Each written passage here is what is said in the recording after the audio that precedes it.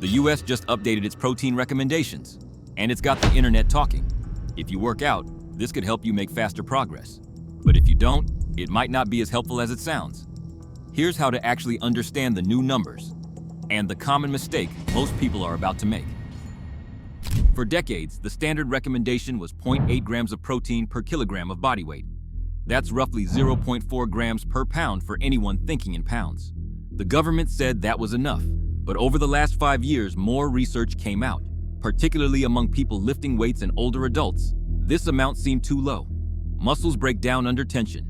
Muscles rebuild with adequate protein plus resistance. The old numbers never really accounted for that. So, last month, new guidance landed. The recommendation jumped to 1.2 to 1.6 grams per kilogram of body weight. In pounds, that's 0.55 to 0.72 grams per pound. For someone who weighs 180 pounds, that's 82 kilograms, the old standard was 65 grams a day. The new upper recommendation is 130 grams a day. That's double. Almost overnight, fitness influencers started posting about it. Supplement companies started advertising it, and a lot of regular people started wondering if they were suddenly eating wrong.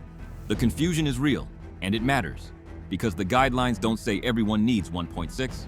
They say 1.2 to 1.6. That range exists for a reason, but the range is also wide enough that two completely different people could follow the same guideline and have completely different results. Let's start with who benefits from landing at the higher end, 1.4 to 1.6. If you're lifting weights, especially if you're doing strength training 3 or more times a week, higher protein helps. Your muscles are being broken down and need more raw material to rebuild bigger. The research is solid on this. Someone who lifts and eats 1.2 grams per kilogram sees muscle gains, but someone at 1.6, all else equal, tends to see slightly faster progress. Not dramatically faster, but measurably faster. The second group that benefits is people in a calorie deficit trying to lose fat. When you eat less overall, your body is more aggressive about breaking down muscle for energy. More protein helps preserve muscle tissue while you're losing weight. So, someone who weighs 200 pounds, 91 kilograms, eating at a deficit of 500 calories a day to lose fat would do well, landing at 1.5 to 1.6 grams per kilogram. That's 136 to 147 grams daily. That's not extreme. It's doable with chicken, fish, Greek yogurt, cottage cheese, and eggs. The third group is older adults, especially those over 65 who are starting to lose muscle naturally. Sarcopenia is real. It happens whether you like it or not. Higher protein combined with some form of resistance activity, even light, can slow that loss significantly. For an older adult at 140 pounds, 64 kilograms, 1.4 to 1.6 grams per kilogram means 89 to 102 grams daily. Again, totally manageable. If you fall into any of those three categories, 1.4 to 1.6 is worth testing. But here's the trap most people miss. If you're sedentary, meaning you're not lifting and you're not doing consistent strength training, the old recommendation of 0.8 to 1.0 still works fine. Your muscles aren't being challenged. They're not asking for extra protein. Eating 1.6 grams per kilogram when you're not training is just extra calories you probably don't need. The second group is people who are already overeating. This is crucial. If you eat too much food overall, eating high protein doesn't fix that. It makes it worse because protein has calories. 4 calories per gram. Someone who weighs 180 pounds, eats 2,800 calories a day, and is slowly gaining weight doesn't need 130 grams of protein. They need fewer total calories. Adding protein on top of overconsumption just adds more calories. The third group is the sneakiest. People using high protein as an excuse to eat more. They see the headline, "New protein guidelines are higher," and suddenly they're buying protein bars, protein cookies, protein chips, all because they think those foods are now healthier. They're not. They're more calories, often with added sugar or artificial sweeteners, and they displace whole foods. That's the mistake 90% will make. High-protein snack foods are engineered to sound healthy while delivering the opposite. A standard protein bar has 1.5 times the calories of a regular candy bar. Sometimes 240 to 280 calories with 15 to 20 grams of protein. Sounds good until you realize that's 120 to 140 calories per gram of protein, which is inefficient. A chicken breast has the same protein but fewer calories. A Greek yogurt has similar protein but costs a fifth the price. But the real problem is displacement. If you eat 250 calories of protein bar, you're not eating 250 calories of spinach or broccoli or brown rice. You're full on processed carbs and fats, short on fiber and micronutrients. Your digestion is off, your hunger hormones are confused, and you've now hit your calorie target without hitting your nutrient target. High-protein chips are exactly the same trap. They add pea protein isolate or whey concentrate to regular chips, bump the protein to 8 or 10 grams per serving, and suddenly people think they're eating a healthy snack. But a serving of those chips is often 85 grams, which is 3 ounces, which looks tiny. Most people eat double or triple that. Now you've consumed 280 to 420 calories, 15 to 30 grams of protein, but also 2.5 teaspoons of salt and barely any whole food. The guideline never said eat more processed food.